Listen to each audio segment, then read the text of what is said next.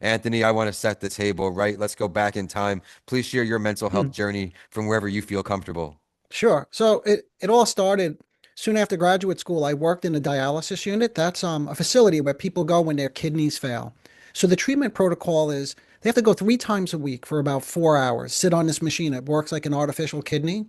And there was a big segment of the population that would skip their dialysis treatments or end them early, which increases morbidity and mortality. So the staff would give them a really hard time and label them as non-compliant. So at that point, I was working on my dissertation, and I said, this would be really interesting to understand. Is this more than just non-compliant or like poor behavior?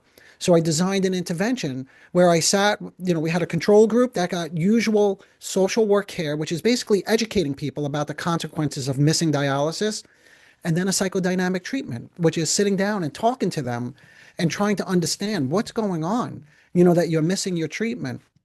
So at that point, I didn't realize it then, but what I was working with were personality disordered patients.